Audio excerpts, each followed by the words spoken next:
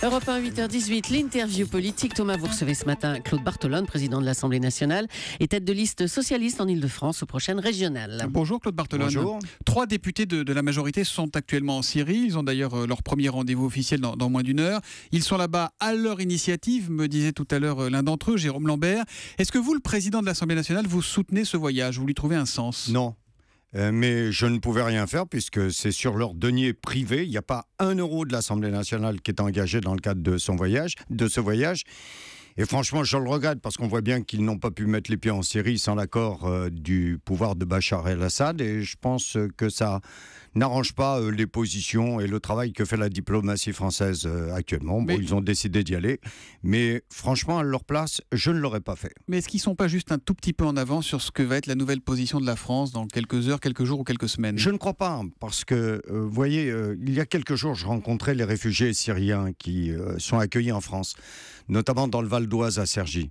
Et eux me disaient, voilà, nous, on a pris des bombes, on ne savait pas d'où elles venaient. Mais globalement, on a pris plus de bombes qui venaient de Bachar el-Assad, qui a tué près de 250 000 personnes de son pays, que de Daesh. Donc il nous faut, et c'est la position de la France, bien entendu, frapper Daesh partout où on le peut, et notamment en Syrie, parce que nous sommes en légitime défense. Je rappelle que les gens... Ça, c'est la justification pour les frappes d'hier. On dit on a tapé en Syrie parce que c'est là que des terroristes potentiels... c'est pas une justification. Lorsque vous voyez l'assassin du Thalys, lorsque vous voyez l'assassin de l'Isère, lorsque vous voyez celui qui a voulu faire sauter une église à Villejuif, ils étaient en relation avec la Syrie et Daesh. Donc, c'est dans le cadre des accords internationaux. Lorsque vous êtes attaqué, vous pouvez répliquer sans avoir besoin d'un accord du Conseil de sécurité des Nations Unies. Mais vous pensez qu'on va vraiment régler le problème comme ça avec quelques frappes chirurgicales? On voit qu'en Irak, ça n'a pas fonctionné suffisamment. Est-ce que c'est suffisant? Alors, d'abord, il faut faire une étanchéité autour de ce périmètre pour éviter que des djihadistes viennent renforcer Daesh, parce que c'est cela, hein.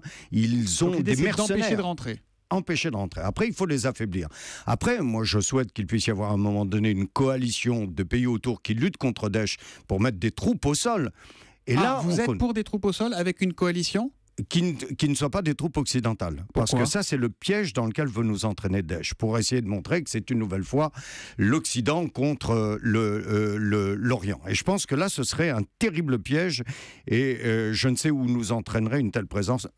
On a vu, hélas, ce qui s'était passé au moment de l'Irak. Donc vous êtes définitivement opposé à l'envoi de soldats français au sol en Syrie ou en Irak? Oui, je pense que nous pouvons intervenir en soutien. Je pense que les frappes aériennes pourront permettre d'affaiblir Daesh, et comme je vous le disais, il faut empêcher qu'un certain nombre de terroristes aillent les rejoindre. Mais après, ça ne règle pas la question, parce que je sens qu'elle était sous-entendue dans votre interrogation de Bachar el-Assad. Bah oui, parce qu'on voit bien que sur la scène internationale aujourd'hui, la position américaine évolue. Vladimir Poutine prend un leadership en disant il faut travailler avec Bachar el-Assad. Angela Merkel aussi. Le président Hollande va rencontrer l'ensemble de ces chefs d'État que vous avez cités. Mais franchement, je pense que ce serait une erreur considérable de croire que l'assassin de son peuple pourrait être d'un seul coup partie de la solution. Imaginez le pompier qui a mis le feu et qui vient vous dire écoutez, j'ai un camion de pompiers, je vais vous aider. À un moment donné, il faut être vraiment attentif aux décisions. Il n'y a pas un principe de réalité pour sauver le maximum de vies? Le principe de réalité, c'est d'être dur avec tous ceux qui ont massacré ce peuple syrien. Et Bachar el-Assad et Daesh ont une responsabilité dans ces assassinats. Et je crois que vraiment, je souhaite, moi, que l'Iran, maintenant qu'ils ont décidé de rentrer à nouveau dans le concert des nations qui ont souhaité apporter une réponse de paix à ce pays, puissent en finir avec le soutien qu'ils apportent encore à Bachar el-Assad. J'espère que les Russes comprendront que ce n'est pas le fait d'avoir des ports qui leur permettent d'avoir des bateaux en Méditerranée qui représentent le point le plus important par rapport au massacre auquel nous assistons.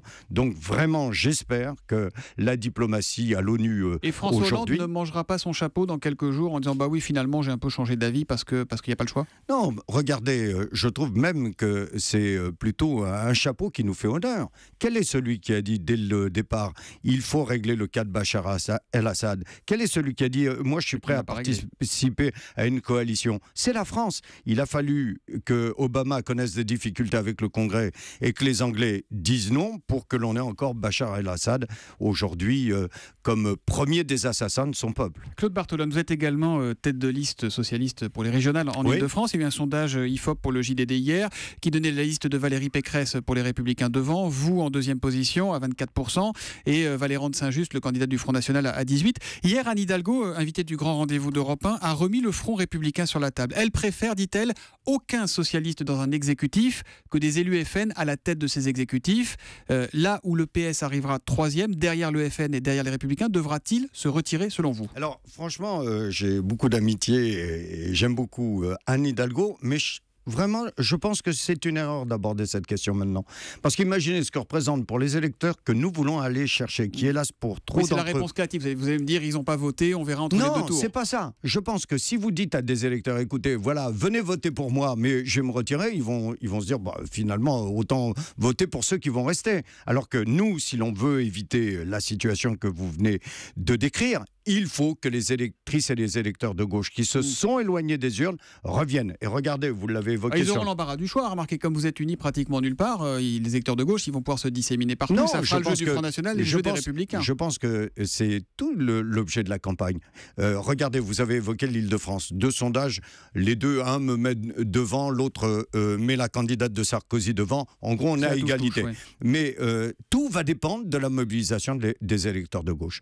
Tout va dépendre de leur volonté de faire de cette région Île-de-France en particulier ou une région humaine, ou une région de chacun chez soi, comme l'a annoncé Sarkozy et les responsables de droite dans le meeting de la primaire qui s'est déroulé à Nogent ce week-end. Claude Barthelone, est-ce qu'il faudra selon vous une nouvelle impulsion gouvernementale après ces régionales, quoi qu'il arrive, quels que soient les résultats qui s'annoncent compliqués pour la gauche? Mais vous savez, je pense que chacun a en tête, y compris les propos du président de la République, de dire, voilà, nous, notre objectif, c'est de faire reculer le chômage. Et donc, objectif non atteint pour l'instant. Non atteint. Est-ce que s'il y a de mauvais résultats à ces élections, François Hollande pourra garder la même équipe jusqu'à la présidentielle? Mais écoutez, pour le moment, moi je regarde y compris sur un certain nombre d'indicateurs avancés. Depuis l'été, les effectifs des agences d'intérim remontent. Et c'est généralement une annonce en ce qui concerne après l'embauche dans les entreprises. Je vois que les marges de nos entreprises, parce que nous avons fait un effort, notamment dans le cadre du CICE et du pacte de responsabilité, remontent. Ça veut dire qu'elles auront plus de moyens à la fois pour investir et pour embaucher. Donc il faut vraiment tenir, il faut redonner une priorité. J'écoutais ce matin sur votre antenne les chiffres des mises en chantier en particulier. Moi, c'est le logement et les travaux publics qui continuent à me préoccuper. Donc il faut que l'on soit très attentif. Donc cette équipe va jusqu'au bout, elle est armée pour aller jusqu'au bout jusqu'en 2017? Oui, vous savez, j'emploie tout le temps cette expression, il faut de la stabilité et de la sécurité. Et je pense que ce serait une mauvaise chose que d'être déjà dans le coup d'après. C'est « Ah, mais on n'a pas encore voté, est-ce que ça va changer de gouvernement ?» Donc, pour le moment, c'est un gouvernement qui est là, Manuel Valls est là, il faut qu'il continue à donner cette priorité aux entreprises et à l'emploi. Dernière question, sur Emmanuel Macron, vous êtes plutôt sur la ligne Aubry ras-le-bol ou Lagarde qui ce matin dit dans les Échos, la France a besoin de beaucoup de lois Macron? Moi, je suis de ceux, et vous savez, c'est mon côté fils de prolo, qui disent attention, les services publics et les fonctionnaires, c'est le patrimoine de ceux qui n'ont pas de patrimoine. Et alors, souvent, quand on dit fonctionnaires, on dit ah, trop de fonctionnaires. Mais les fonctionnaires, ils ont des noms. Qui va dire il y a trop d'enseignants, trop de policiers, trop d'infirmières? Il y a trop de Macron? Non. Macron est quelqu'un qui a sa place dans notre dispositif, mais il faut faire attention quelquefois aux expressions que l'on utilise. Merci Claude Barthelone d'être venu ce matin sur Europe 1. Bonne journée.